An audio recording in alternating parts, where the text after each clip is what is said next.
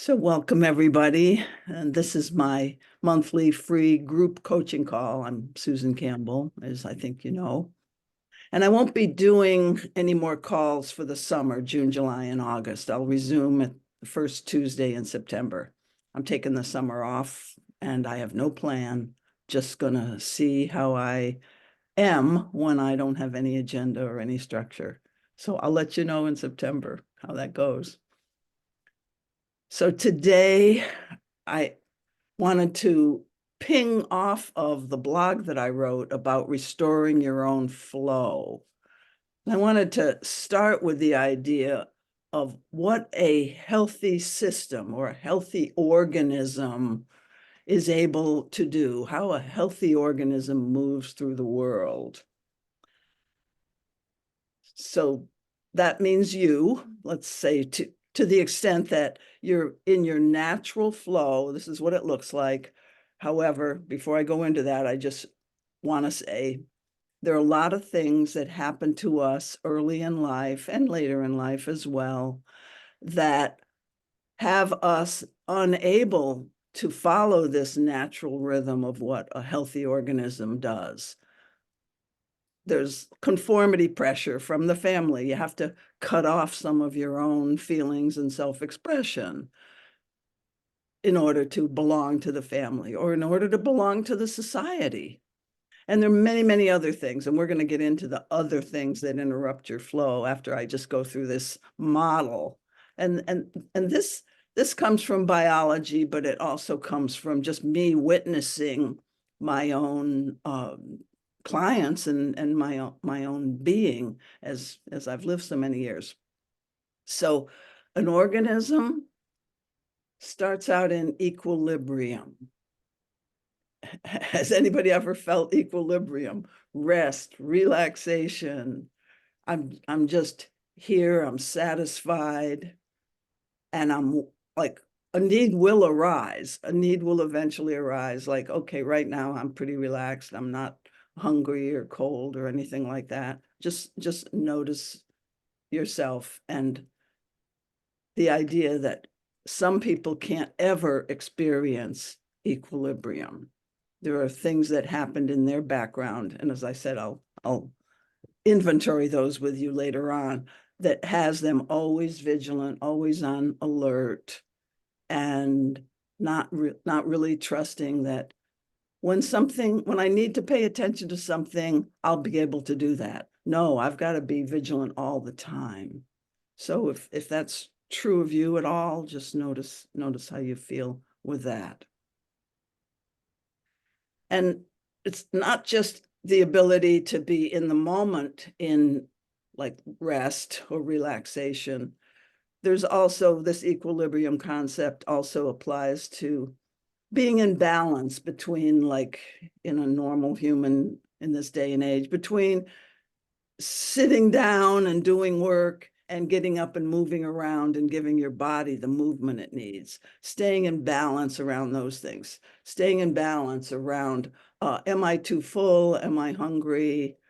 Having just the right amount of sustenance so you're not feeling hungry or over full. I mean, just simple things like that. The ability to sense when you're out of balance. So the equilibrium is like an organism's natural state, and the ability to sense when you're out of equilibrium, like when balance is needed, when you need to rebalance things. So here I am. I was resting. I was in equilibrium, but now a need arises. I feel the urge to talk to somebody and have them listen to me. Let's say that's what comes up. So I scan the environment then. So wait a minute, let me just pause. I feel the need. That's the second thing that happens after equilibrium is I feel some natural need. I need food, or I need exercise, or I need to talk to somebody. I need contact. I need a hug. So something will come up and you'll be able to feel that. And then you'll look for an appropriate object. Okay, I know where the refrigerator is, or I know where my partner is, so I can go, and that's an object. of gratification. So then the next thing, after feeling the need, is being able to act on the need. So I can actually take actions on the need. I can ask for what I want, or I can get the right amount of food from the fridge. And then I feel whether I'm satisfied or not. So that's another step in this natural flow. Am I satisfied? I was in equilibrium. I had a need. I acted on the need. I got something. Was that satisfying? Okay, so I can feel whether I'm really ready to go back into equilibrium or not. But some of us are not able to ever feel satisfied. So that's another little marker for whether you're in your flow or not. And so two pieces of acting on the environment is expressing the need, but also being able to receive something. Now, with biological needs like food, well, I guess some people can't ever feel nourished. So I guess there could be an interruption there. But with social needs, it can be a little more complicated because I had in mind a particular type of listening from my partner, but my partner is giving me 50% of his attention. And what I had in mind was, more like 90 or 100%. Okay, so expectations not being met. I know that. I feel that. Okay, so what do I do then? If I'm satisfied, I go back to equilibrium. If I'm not satisfied, I take another action. I either ask my partner for something else more clearly. I ask for what I want, or maybe I look elsewhere, or maybe I just feel the tension of not getting what I want, but I'm able to be with that tension in a way that's not disruptive. I could just hold that for a while, comfort myself, give something to myself. And so then maybe I'll go back to feeling satisfied. So these are the steps in a normal organism being in flow. It kind of makes sense. So just as I was speaking about those things, were there any things that came up for you? I'm not going to ask you for comments right yet, but I will in a few minutes here. But I do want to ask you to reflect on, were there any things that came up for you where you felt like, that natural organismic flow gets interrupted at the expression place. I can feel a need, but I can't express, or it gets interrupted. I can't even feel what I need, or I don't even trust it, that sort of thing. Or does it get interrupted going back and feeling satisfied? Till you take an action, particularly in a social need, like attention from my partner, and I still somehow never quite feel satisfied, and I can't pinpoint what that's about. A lot of these things, you just have this when I'm imagining, at least when I went through all these different steps, you just have this vague sense that, no, it doesn't work for me like that. It's just not that simple for me. And that's the way it is for most humans. I think that would be the response I would expect from people hearing this. So I want to look at now, what are some of the ways that this did get interfered with in each of our own lives, that the ability to just be in flow, because that's what flow feels like. And you just trust life when you're in flow. That when you have a need, you'll know what to do. And it doesn't always mean you'll get the need met, but you'll be able to handle that tension. Freud called it binding tension. And he said that was one mark of a mature adult. The ability to not always get your needs met, but you can sit with that in a way that is with yourself. And we're going to talk about how to do that and how to learn that a little bit later here. So how does that natural sequence get interrupted. Okay, so here we go with the basic childhood needs. So here's where I want you to reflect on your own life.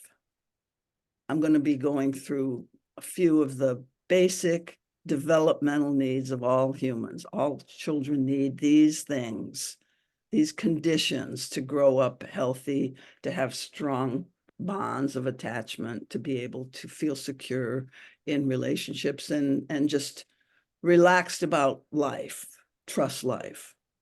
Again, I'm expecting that most of us had some disruptions here. So ask yourself this question. First, I'll say it as a statement. All children need protection from physical and emotional harm. Children need physical and emotional safety. Now, we need these things all our lives, but when we don't get them later on, they're not life-threatening.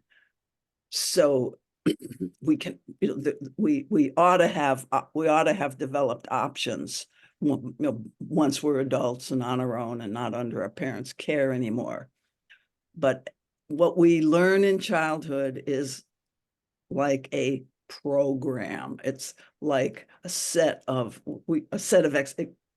it develops into a set of expectations, the childhood programming for what I can expect of the world, what's safe for me to do in the world, and how the world is kind of predisposed toward me. Is the universe friendly? So we learn this in our parents' home generally, or wherever our early childhood is.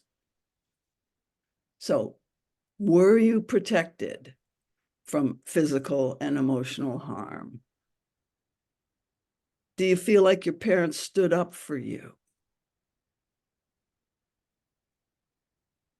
Did anyone violate you in any way? Like maybe a different age sibling, an older sibling. Sometimes it's hard for a parent to totally protect you from an older aggressive sibling, that sort of thing.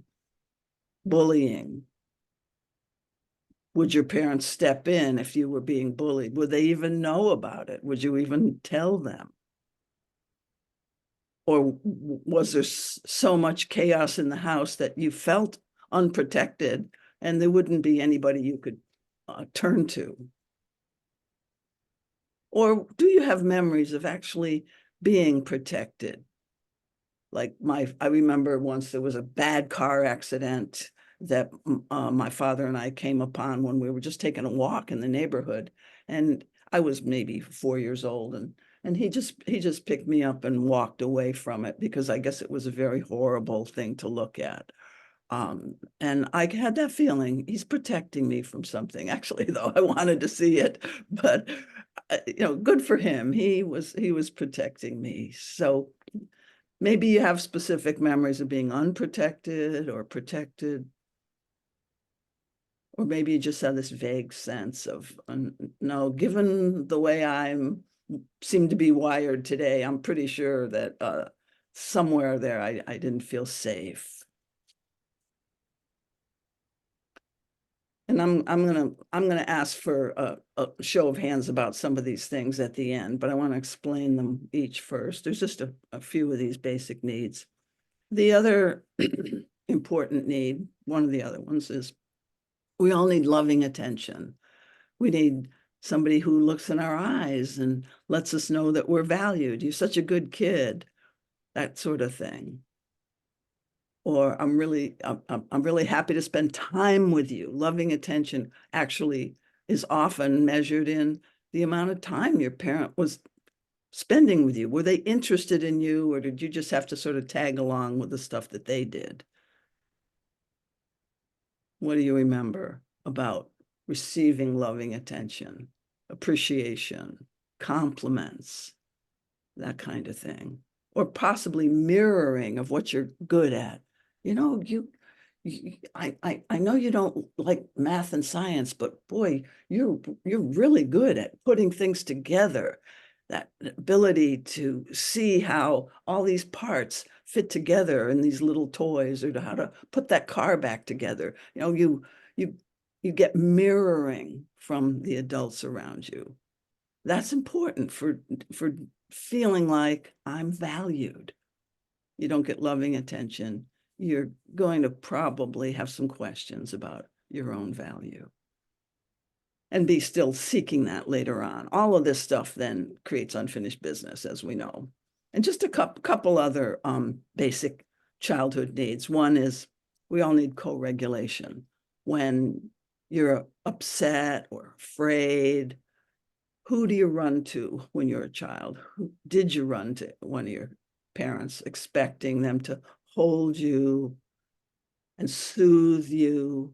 You know, your nervous system is scared and agitated, but co-regulation means you put yourself near a big person who is calm or has enough calming effect on you just from holding you and letting you know you're safe and it's okay. So how we learn to self-regulate, how we learn to tell ourselves that, hey, this is safe. Even though I'm upset, there's no like mortal danger here. How do we learn that is from that experience of having somebody else, having a like body to body regulation, somebody who we could actually feel, oh, I'm calming down because their arms are around me. I'm sitting on their big lap and their big arms are around me. Now, some of us are probably getting sad or angry hearing that image because we didn't have that. So notice what feelings are coming up. In the blog that I wrote for the newsletter this month, the theme was, in order to move at all or heal or grow from where you are, you need to start by being where you are. I mean, in order to move and grow to where you'd like to be, is what I really wanted to say. You have to start by being right where you are, which is, I've got these deficits. I have this unfinished business. I still have this drive to get a lot of attention because I got none as a child, or some other indication that your past is influencing your present. That is true of all of us. We all have unfinished business from the past. None of us got all these needs met. And some of us are willing to admit it and we're going to go into how to bring some loving attention to the fact that these things weren't ideal, that our natural flow was interrupted way long time ago, and we never learned how to regulate it or get it back. Now, the last childhood need that I want to mention is the need for guidance and encouragement. Did anybody show you how to swim or throw a ball or tie your shoe? Probably somebody did. Were they patient? Were they encouraging? Or did they say, oh, get out of the way, let me do it, that sort of thing? Were they giving you that impression that you had to do it pretty much perfectly, or they were going to take over and control the situation? So notice if you feel anxious while I'm talking, uncomfortable, or when's she going to finish? That could be for many reasons, of course. So those are the basic childhood needs that I wanted to mention. And when some of those are not met, whichever one or two or three weren't met, you've already got now a kind of a fear story, or I'll call it a program, but it's some kind of filter that you see the world through. It's a story about how life is, or how I am, or how I'm gonna be treated or seen by other people, that sort of thing. So I'm gonna go back and just ask for any people to just show of hands real briefly. How many people feel like you got an adequate amount of protection It doesn't have to be perfect, but you had an adequate amount. So let's just show of hands. And then those who don't raise your hand, I won't ask you to, but let's just notice. Okay. And notice how you feel with that. And how many people feel like you got an adequate amount of loving attention, of mirroring and feeling appreciated as a kid? How many people feel that?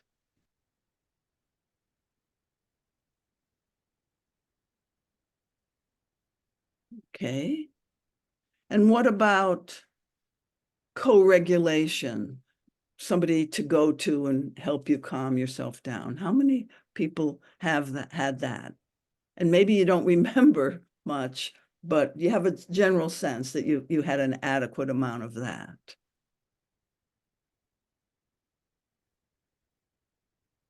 Okay. And finally, how many people feel like you had an adequate amount of guidance or encouragement? You know, the parents weren't too perfectionistic or impatient. You had an adequate amount of that, or even better than adequate. Some of us got really good guidance, but we didn't get some of the other things. And I see that I'm one of the few people that had guidance.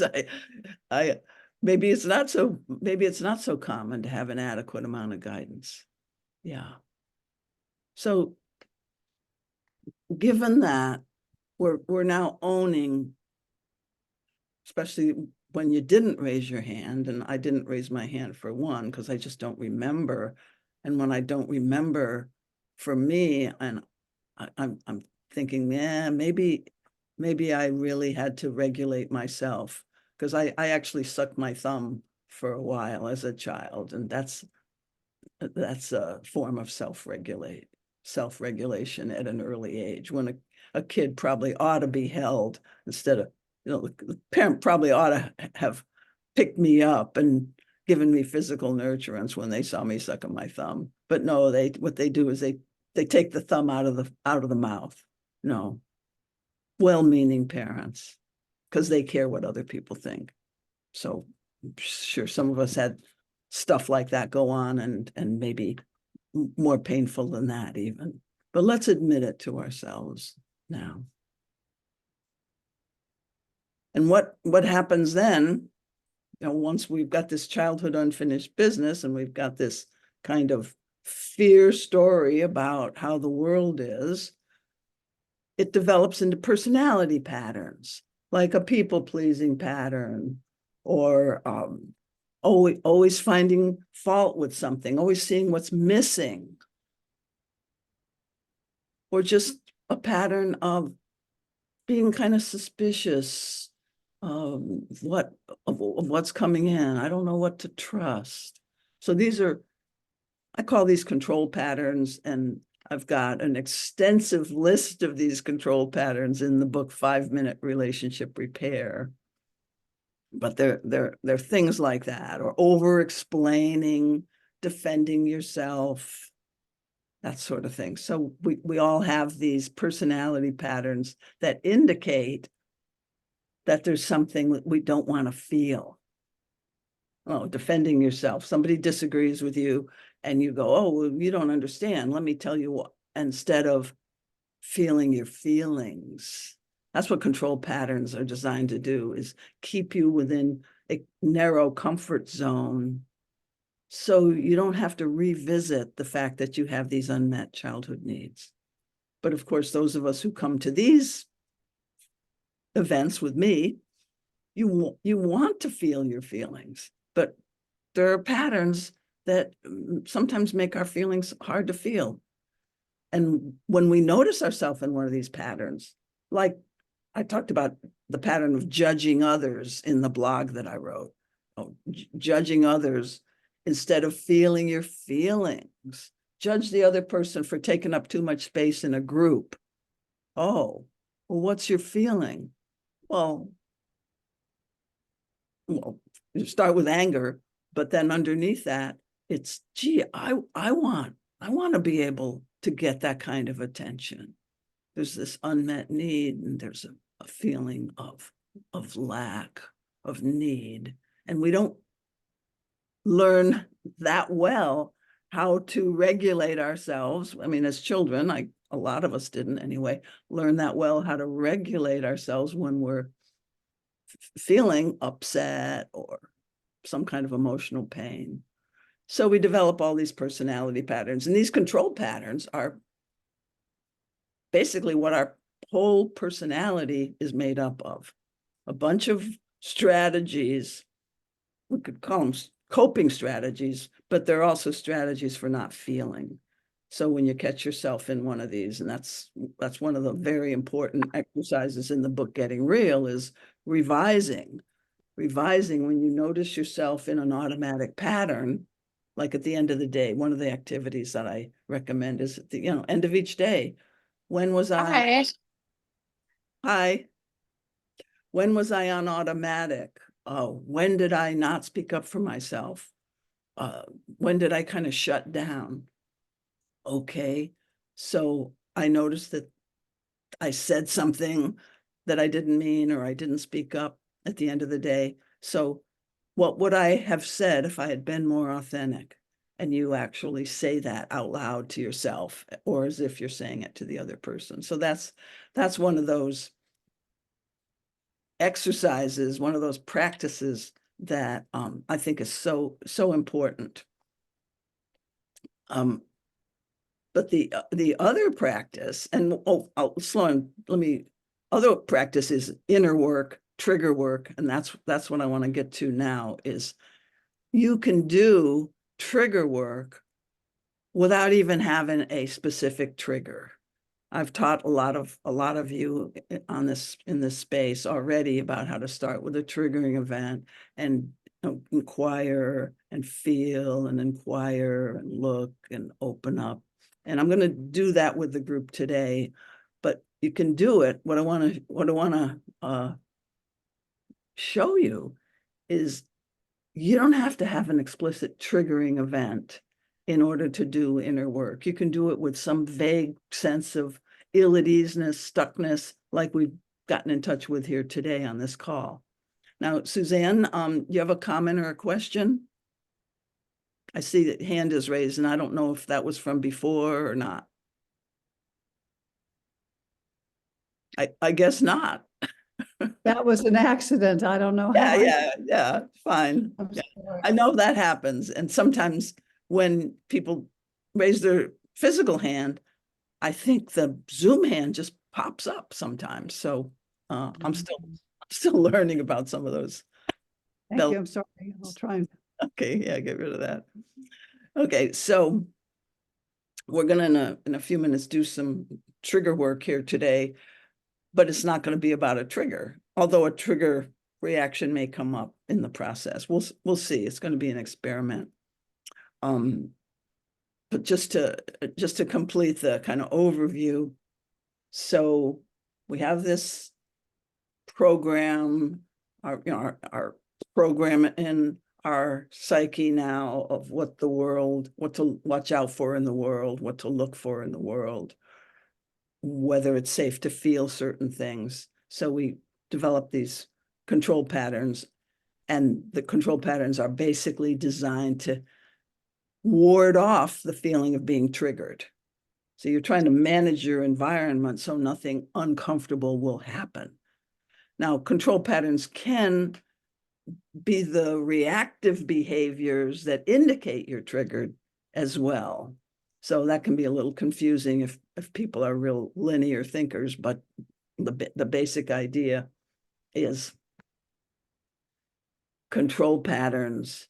They either work to kind of keep your pain level down and keep you within that comfort zone that keeps you rigid and keeps you out of your own flow, keeps you not feeling. So of course, triggers have control patterns have their purpose. If you just want to stay in, I'm going to call it like a pseudo equilibrium, within your comfort zone, but you're defended.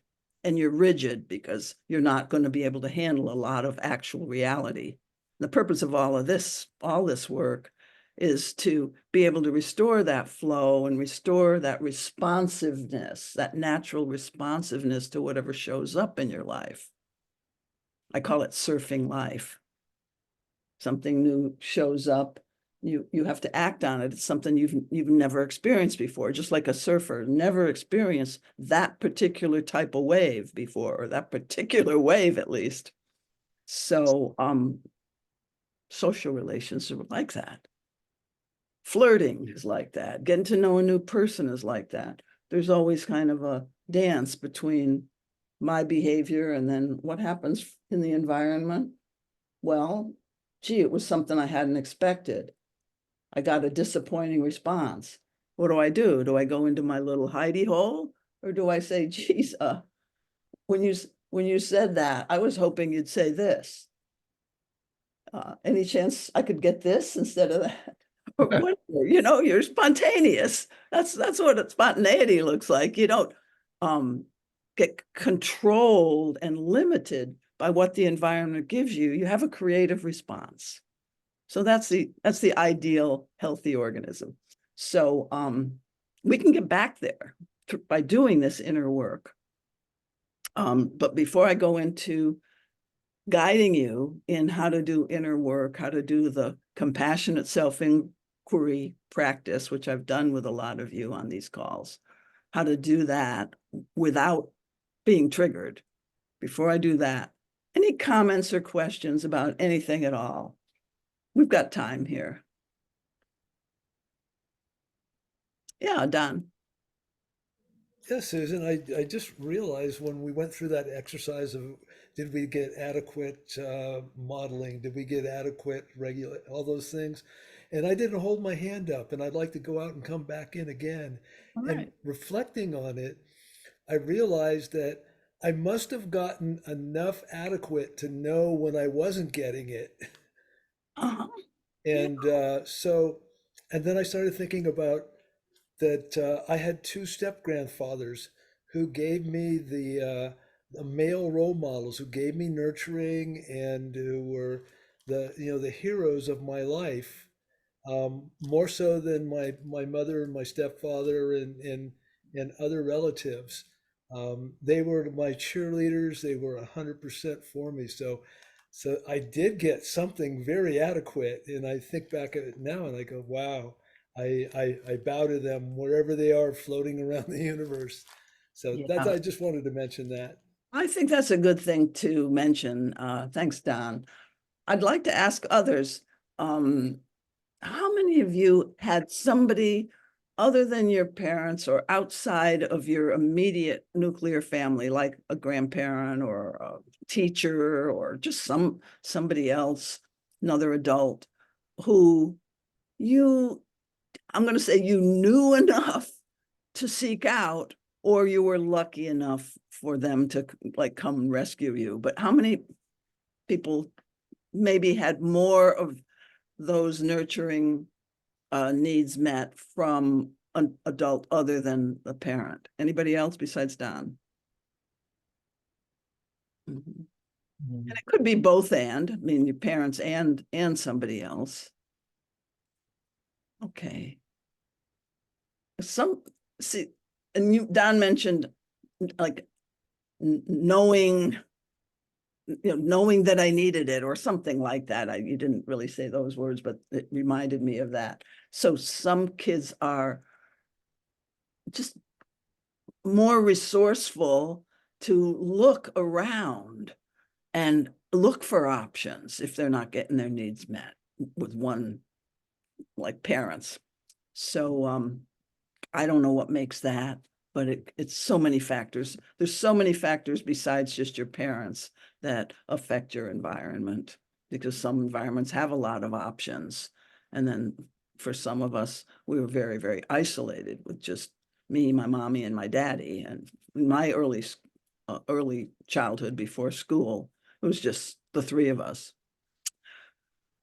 But I was one of the lucky ones.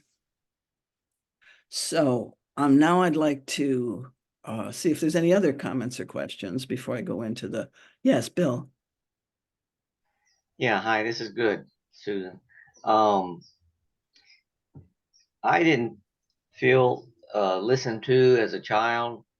Uh, and the first time I remember being truly listened to was 12 years old. I was walking home from school, and there was an old lady sitting on her porch, and I walked up to her porch and sat down and talked, and she was actually asking me questions and listening to my comments, and a little sadness comes up thinking about it because uh, you know, listening is such a huge need.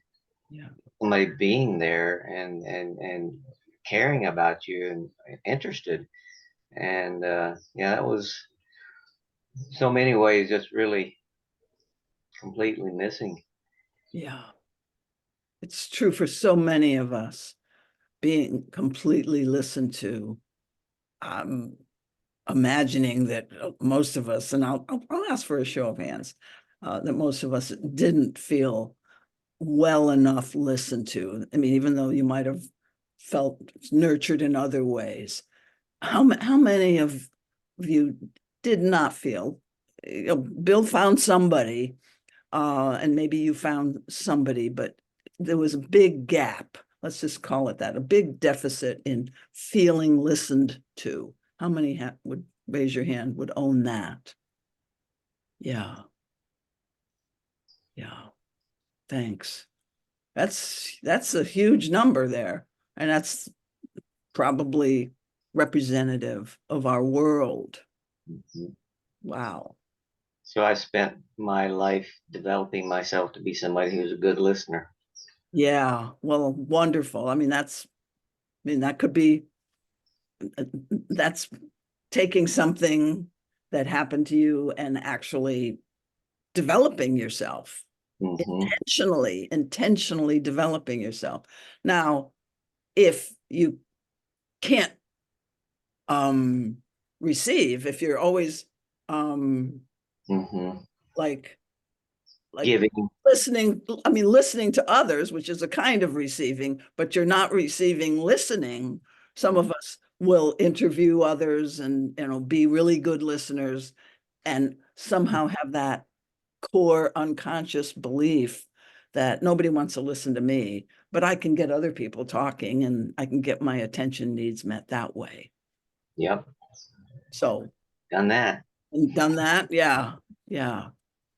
So, but seeing these things, and if we're doing work on ourselves, which is just being conscious about what's working and not working, and stretching our comfort zone a little bit to development takes some effort. It has, there's got to be some risk, like, can I do it or can't I do it? I'm going to try something new.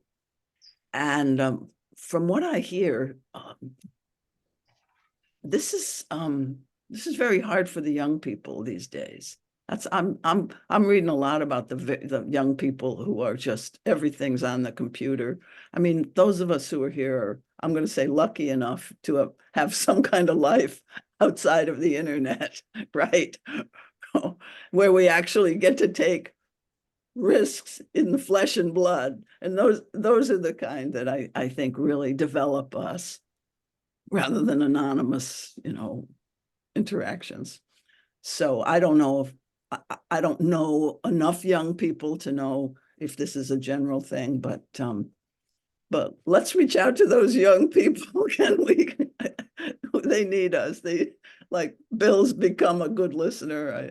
I think somehow we need to mentor our young people as a society. But I digress. So any other comments here before we go into, I'm going to do a group guided, kind of a guided meditation into the self-compassion exercise. But I'll see if I have one more question. Now, Suzanne, that hand is there again. Is that real or is that just alrighty, okay. Your Zoom wants you to have some attention. That's my story. Thank you for the attention, even though I have. Keep giving said- you attention. You're getting attention whether you want it or not. Yeah. Okay, so, Yeah. so I'm gonna try something now, and it might take 5 minutes of inner guided work here, and then we'll see how it worked. We'll see what came up, and what we have to share, or maybe I'll work a little bit more with somebody after this. So I'm going to ask you guys to make sure you're feeling comfortable physically where you're sitting. I'm assuming most of you are sitting here. And if it feels good, just allow your eyes to close. And notice the chair holding you, or whatever you're sitting or lying or standing on. Notice that holding you, that support. So you're beginning to notice body sensations. And notice your breath. See if you can expand your breathing just a bit in order to make more space inside yourself for deeper feelings to come up.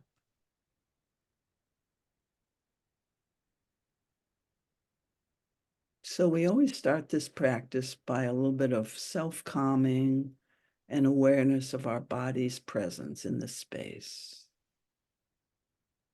And opening up a kind of imaginary, but it ought to feel kind of real, an imaginary space, as if you're expanding into a bigger version of yourself. You could call it the compassionate witness, or just curiosity about what's there in you. And we're going to start with just any feeling that came up while I was describing what a healthy organism is able to do and experience, or when we talked about the children need activity, where we inventoried that. So something like a memory that either like Bill or Don had, or that I had, those kind of things. But we'll start with something that's uncomfortable, where it's kind of stuck, some anxiety maybe. There could be an obvious traumatic event or triggering event. And if that's what comes up for you to start with, that's good too. But I wanted to kind of show everybody that you don't have to be triggered. You can just be kind of ill at ease and anxious or hurting in some way, that kind of stuck, that you don't have to have some specific incident to do inner work and to bring more awareness and compassion to yourself. So we're starting with any feeling, any story.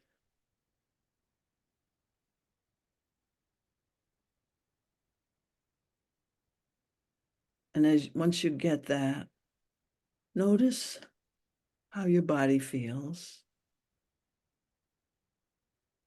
And notice if there are any words associated with this, or perhaps mental images. So I'm just going to give you time to get in touch with what emerges. It's kind of like sometimes when we do inner work, starts out kind of foggy, and then something gets a little clearer, might not be real clear, out of the fog. And this doesn't have to be visual. So see what emerges. And maybe we'll call that your tender part right now. Something that needs your loving attention.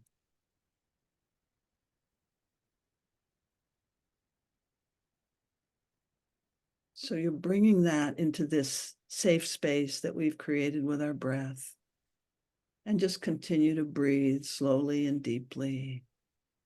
And notice if anything changes or moves.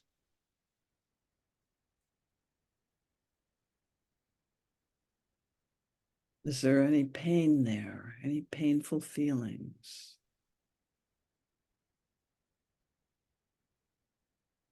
We're not trying to do anything or change anything, but possibly an insight or a thought or a memory will now emerge. Sometimes things change, or you keep getting new versions of what this uncomfortable thing was that you started out with. Or it could just be some kind of a shape or a color. It doesn't have to be like recognizable for its emotional content. But we're going to still call this our tender place.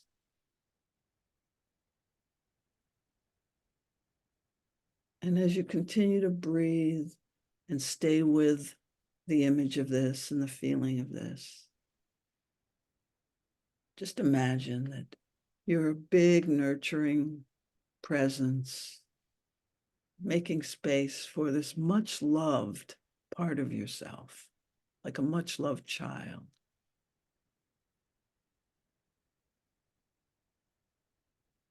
And you're listening to that child, or you're listening to that tender part, even if it doesn't have words. You're just being with. And this whole idea of being with might be unfamiliar to some of us. But by my suggesting it, maybe you get just a little bit of a hint that you're like there for yourself, that you're not alone in this, that you do have a wise, nurturing presence that's just part of your humanness. But sometimes we need to call it in intentionally.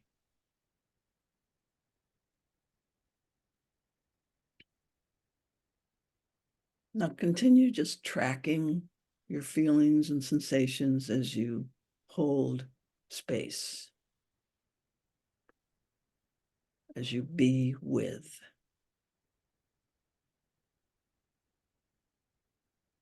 Possibly a memory will emerge. If so, just allow that.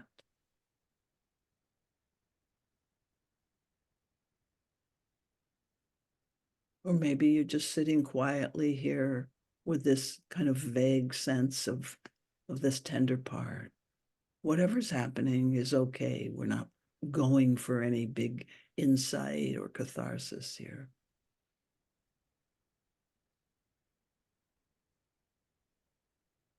Some people have the impulse to put your hand somewhere on your body as an act of nurturance. So if there's that impulse, go ahead and do that. Or hugging yourself.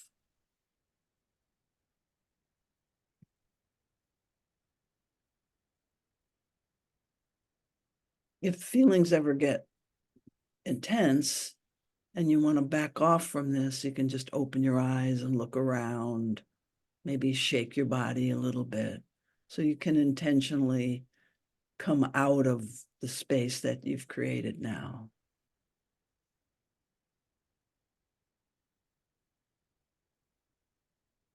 And if you ever feel ready to go back into the space afterwards, after a thing like that, you can just voluntarily see where you go when you close your eyes and feel yourself again.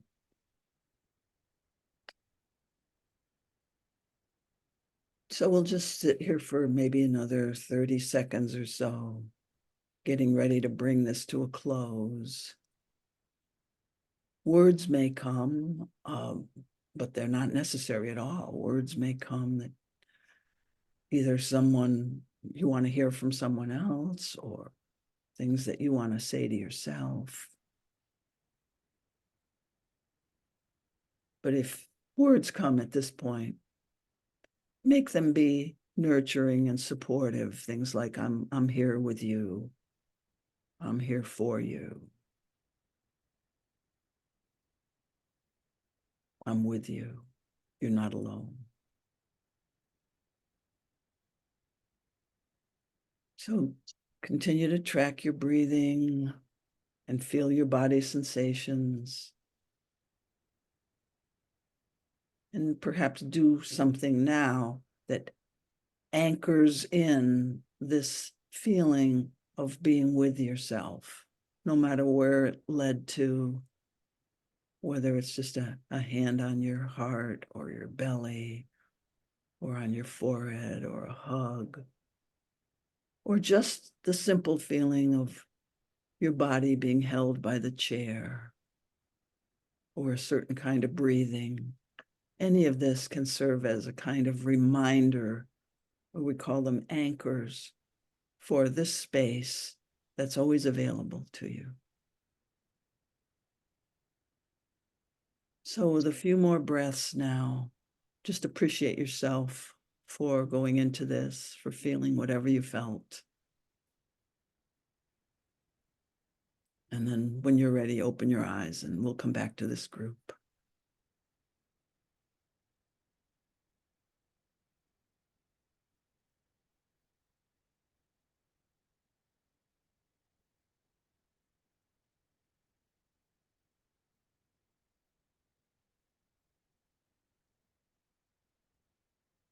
So I'm going to invite a few of you to just let me know, particularly if anybody's already experienced the compassionate self-inquiry practice with a trigger reaction. I'd like to know, did you do it with something other than a trigger reaction, and how did that go? And then I'm going to ask for also people, did you get into a kind of a triggering memory, a painful memory that you went ahead and processed with this activity? Those are some of the kind of things I'm curious about, or anything else really. So how did that go for you is the basic question.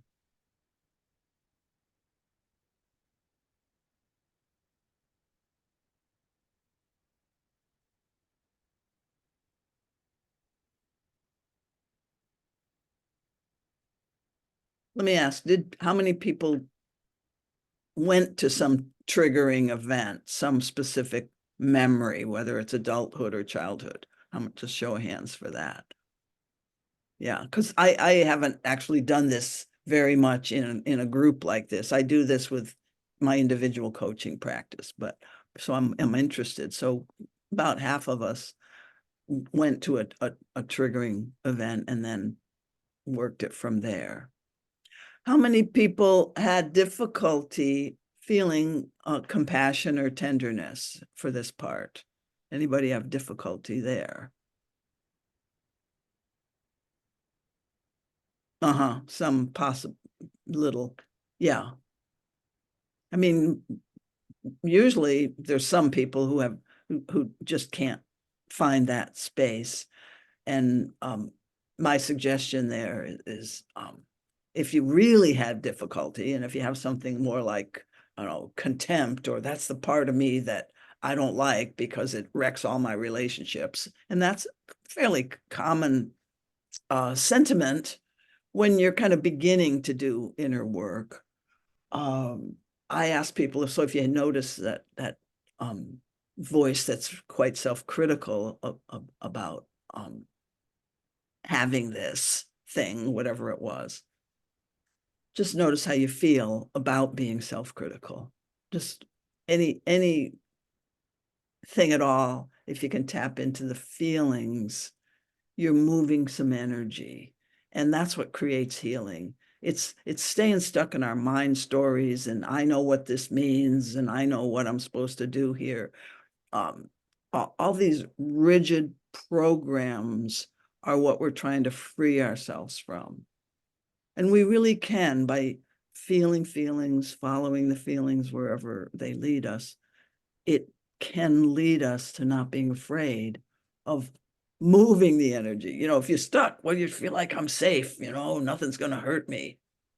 Coming kind of rigid. I'm never going to admit weakness, or I'm never going to show feelings because that'll give them the upper hand. No, those kind of worldviews, I'm imagining that there aren't too many of us here who hold those rigidly, but we may have vestiges of all of that stuff.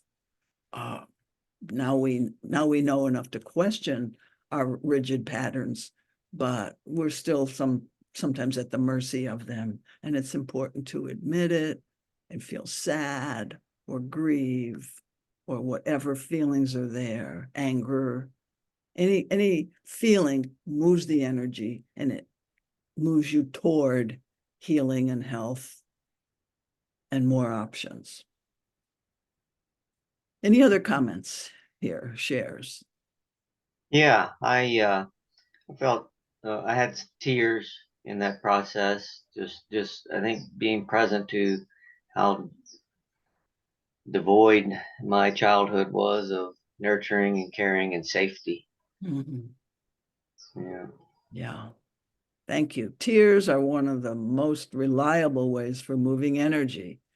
Mhm. Oh, tears are our allies.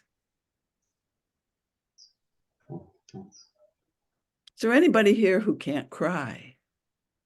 You know, that would be one of those things to inquire on. I don't even have to, hear from you specifically, but, if you can't cry or can only cry at movies, but not in your interactions or when you're with yourself, that would be something I would suggest, starting with that, geez, I've just got this conundrum here, this thing I don't understand, I can't cry. And just hold that as you breathe and feel and hold space. This practice that I just demonstrated can be used in a lot of different ways. It's kind of what happens in meditation a lot of times, just naturally for people, at least during a particular phase of meditation. I think it's probably what happens in psychedelic therapy. I mean, I myself have had a lot of psychedelics, but I don't tend to go into childhood stuff in my psychedelic experiences. But I think psychedelics can speed up the process sometimes, getting the energy moving about your actual childhood, that sort of thing. So the aim of all of this, and then we'll say goodbye for today, is to free yourself of any rigid patterns that have developed. And we'll die with some of them. Believe me, we'll die with some of our control patterns intact. I always joke with my classes, you'll die with unfinished business. On the other hand, we can clear up a lot of that unfinished business and become much, much closer to that natural organism, that flow, that surfer of life. We can become much, much closer to that as we evolve and grow ourselves. So let's just keep that in mind. The idea is not to, I'm this conditioned way and I need to just own that and be that. Once you own that and be that, that's the beginning of releasing it, of trying some new things intentionally. And doing that inner practice is actually one of those new things that I encourage everybody to try. Okay, I'm going to end with that.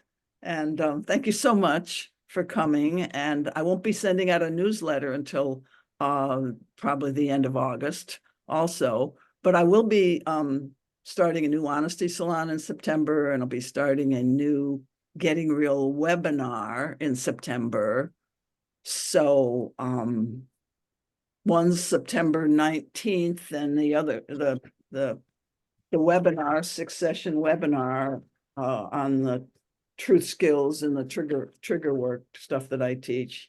That'll start the 19th, and the new honesty salon will start the 18th. Both of them are starting at noon Pacific time. So if you already know you're interested in one of those, just go ahead and email me. My email contact stuff is at susancampbell.com. All right. Have a good summer. See you in September. And some Bye, of Susan. some Thank of you you. live locally, so Dusty, I'll see you at the dances. Can't see anybody else who lives Thank locally. you, Susan. See you this weekend. Okay, bye. Bye. Bye.